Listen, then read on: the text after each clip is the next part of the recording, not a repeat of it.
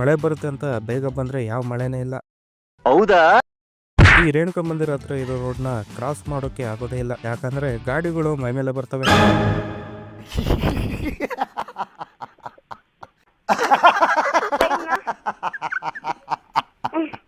ರೇಣುಕಾ ಮಂದಿರ ಒಳಗೆ ಒಂದ್ಸಲಿನಾರು ವಿಸಿಟ್ ಹಾಕೋಣ ಅಂದ್ರೆ ಆಗ್ತಾನೆ ಇಲ್ಲ. ಇಂತಹ ಹಲವು ಸಂಗತಿಗಳ ನಡುವೆ ನಮ್ಮನ್ನ ಕಾಡುವಂತಹ ಕಟ್ಟ ಕಡೆಯ ಪ್ರಶ್ನೆ ಹೀಗೂ ಉಂಟೆ.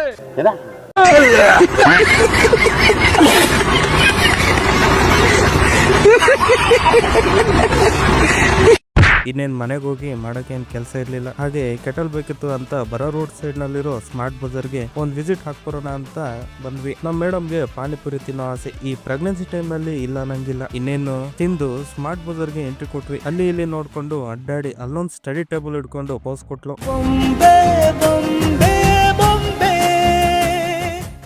ಕೆಟಲ್ ಹುಡುಕಿ ಅಡ್ಡಾಡಿ ಸಾಕಾಗಿ ಕುಂತೇ ಬಿಟ್ಲು. ಆದ್ರೆ ನಮಗ್ ಬೇಕಾಗಿರೋ ಐಟಮ್ ಅಂತೂ ಸಿಗ್ಲೇ ಇಲ್ಲ. ಸುಮ್ನೆ ನೋಡ್ಕಂತ ಕೆಲವೊಂದು ಐಟಮ್ ತಗೊಂಡು 6 ಐಟಮ್ಸ್ ಆಗಿರೋ ಬಿಲ್ಲು ಯಪ್ಪ ನೋಡಿ ಶಾಕ್ ಆಯ್ತು.